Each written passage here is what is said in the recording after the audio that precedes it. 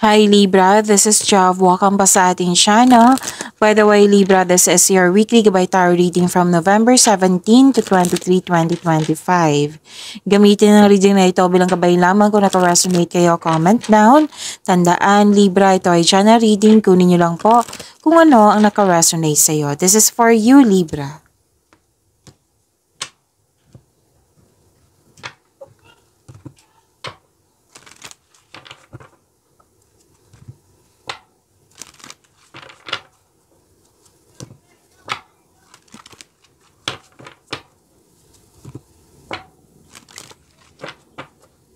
Para po ito sa iyo, Libra, ngayong November 17 to 23, 2025. Okay, so kuha muna tayo ng angel number po.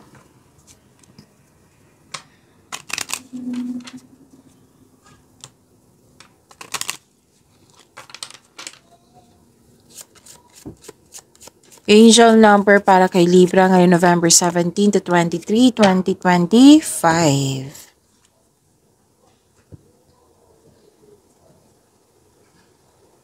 Angel number 1, 2, 3, 4. Persistence. Sabi po dito, keep going. You have completed a task that is in alignment with your soul's journey. The divine is letting you know that it sees you and that all of your persistence is paying off. You are being acknowledged. So lahat ng mga ginawa mong sipag, yung pagiging productive nyo sa araw-araw, oo. Nakikita na na-acknowledge yung mga na-acknowledge ng universe, okay? Oh, inayos ko lang, pasensya na po. So, to attract more blessings, let us say the power of affirmation. Let us say, I take steps to stay in alignment with my soul's journey and I reap the rewards of my persistence.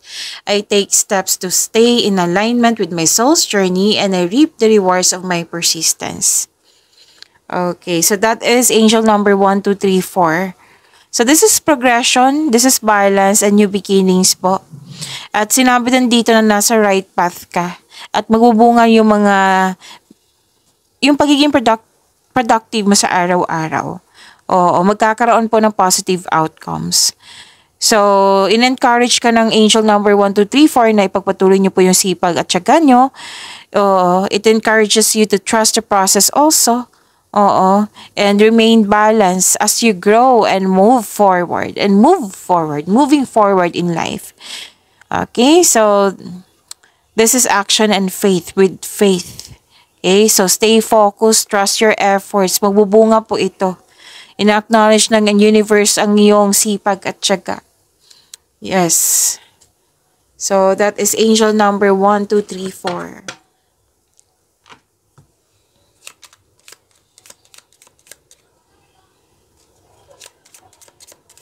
Maraming salamat po sa inyo patuloy na suporta sa mga nag-donate, sa mga hindi nag-skip ng ads, maraming salamat po.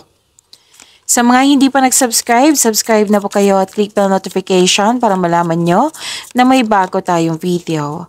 Para sa mga gusto magpa-reading po, comment po kayo ng personal reading. Again, comment kayo ng personal reading and check my reply sa comment section. New beginning din to eh. Yan yung sabi ng angel number 1, 2, 3, 4 nyo kanina. Wow, ang ganda naman nito. Libra, okay. New beginning, bago simula sa relasyon, connection, sa mga ginagawa mo dyan, pwedeng bagong kakasimula mula sa trabaho. May humihingi ng atensyon sa iyo na isang bata or ito yung inner child. Tapos may malagang bisita or kayo ang bisita.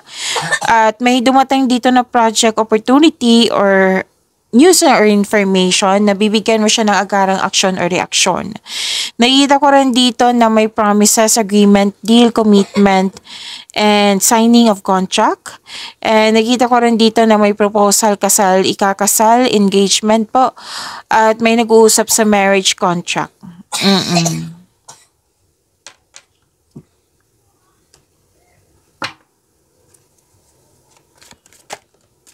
Lumabas agad. So, dito po si Angel of Enlightenment. By the way, this is your energy. Libra, ngayon November 17 to 23, 2025. Para sa mga bago dito, kung may napansin kayo na repeating message, yan po yung pinupush ng card sa inyo. Like for example, nanood kayo sa isang video reading nyo, monthly, weekly, daily, at dito din. At may napansin kayo na repeating message, yan po yung pinupush ng card sa inyo na kailangan yung bigyan ng atensyon, solusyon at aksyon kung maaari po. So, yung energy ni Libra.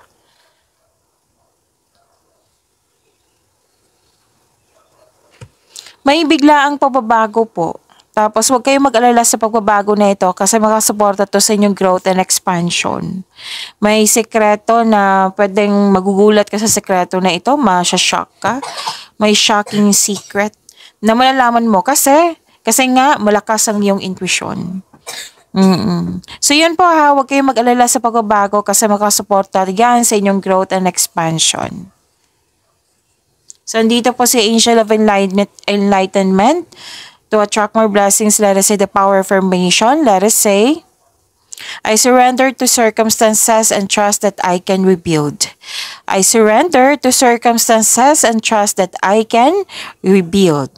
Kung sa Tagalog pa, kasi may nag-request po, sumusuko ako sa mga pangyayari at nagtitiwala na kaya kong itayo muli.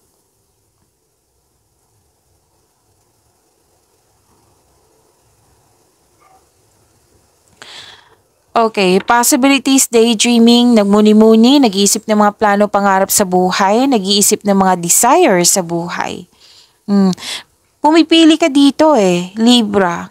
Like for example, pumipili ka ng kaibigan, pumipili ka ng maliligaw or niligawan mo kung sino yung genuine sa kanila. Mag-ingat lang po sa sobrang pag-iisip. Baka ito ang ending nito ay pagkakalito So, ingat na lang sa sobrang pag-iisip.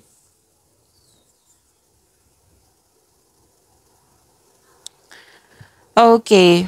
Ingat na lang po sa temptation ha. Kasi may temptation dito. So, mas piliin niyo po yung inner peace kesa temptation, sakit ng ulo. Sakit ng ulo kasi yung temptation, di ba? Maraming ideas. Inspired kayo ngayon. Gusto niyo magkaroon ng dagdag investment. Gusto niyo mag-level up. Yan.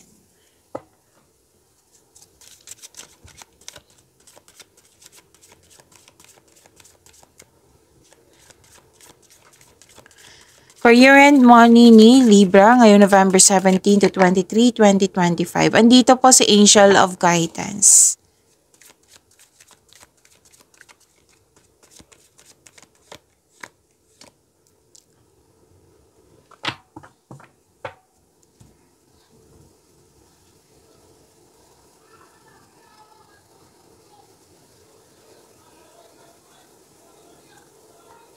Okay, so sabi ng card dito, advice to achieve a success in career and money, kailangan mo mag-focus, comes with determination and with clear intention, which is, okay, may binasa lang ako dito.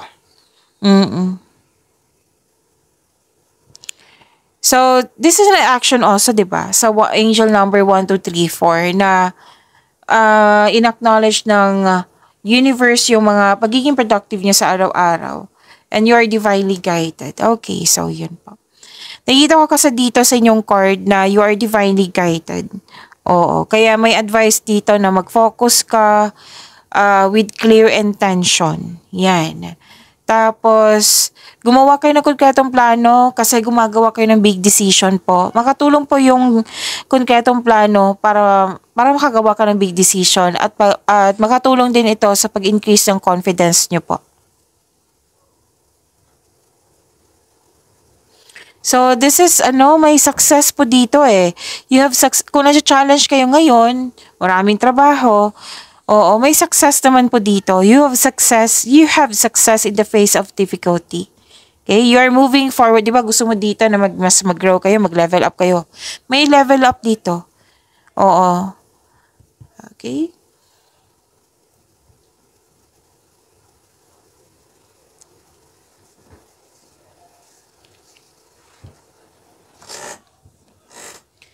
So, mawawala na yung mga blockages, yung mga hadlang. Lalo na sa pananalapi, may parating na biyaya na magbibigay daan ng mas maunlad na panahon. Ang ganda. Kasi this is ending with new beginning. Oo. Ending with new beginning po ito. Na completion of cycle. Pagtatapos sa isang mapait na sinapit po ito. So, yung ending na may new beginning, ang new beginning na ito is magbibigay, magkakaroon ng malaking biyaya na mas maging masaya ka.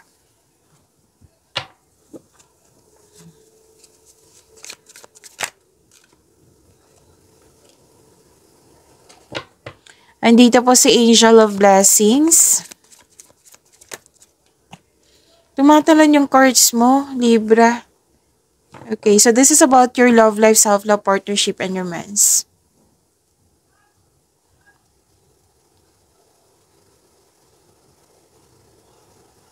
Okay, andito pala si si Angel of Guidance sa career and money nyo. To attract more blessings, let us say the power of affirmation. Let us say, I look ahead and focus on my goal. I look ahead and focus on my goal. Sa Tagalog pa kasi may nag-request po. Tumingin ako sa unahan at nakatuon ako sa aking layunin.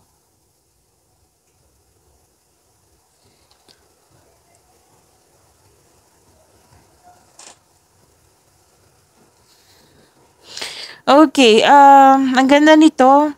Kasi sa mga single, this is a signal na may may attraction dito sa marami kang natutunan sa kanya.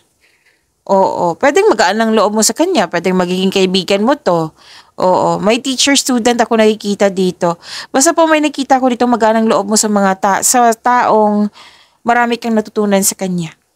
Attraction, pwedeng romance to, pwedeng kaibigan. Tapos,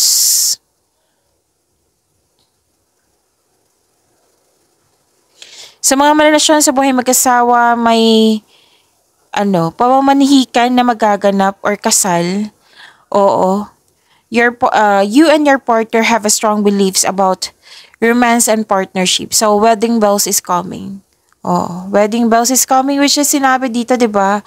Kanina na proposal, engagement, kasal, ikakasal. Na may marriage contract. Nag-uusap ng marriage contract. So, yun po. Sa buhay mag-asawa sa mga buhay mag-asawa na may any kind of tradition na sunod po. Nagkasundo kayo, you're showing your kindness to everyone, yan. So to attract more blessings, let us say the power of affirmation kasi andito po si Angel of Blessings. Let us say, I will listen to my inner voice and I trust my angels. Again, I will listen to my inner voice and I trust my angels. Kung sa Tagalog pa kasi may nag-request po, pakikinggan ko ang aking panloob na tinig at nagtitiwala ako sa aking mga anghel.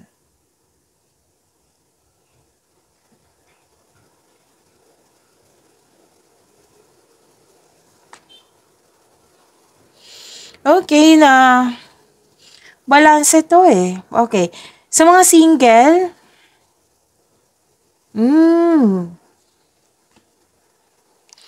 kayong lahat, single ka man marelasyon sa buhay mag-asawa. May concern ka sa dito sa anong tawag nito? Hindi balanse, hindi sapat yung time. Sa sarili, sa partner, sa family. Oo. So, pagbalanse po ay kailangan po. May nakikita rin ako dito nagdadalawang isip na magkaroon ng desisyon. If you're going to travel, enough bang money? Yan ang iniisip po.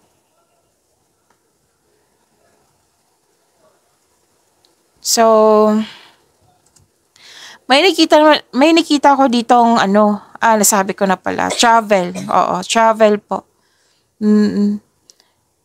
Gusto mo mag-relax, gusto mo magbakasyon, kasi pagod ka. Oo. Pwede nag-relax na kayo ngayon. Oo. So, gusto mong okay, nakaramdam kasi ng pagod or stress. Okay, kung hindi kayo nagkaroon ng pagkakaunawaan, sabi ng yung card dito, magpahinga muna. Para sa pagbalik nyo, may solusyon na, may sagot na sa inyong katanungan, mag-usap na kayo ng mahinahon. Pag-imani niyo po yung blessings sa binigay sa inyo, Libra. See you tomorrow. Maraming salamat po.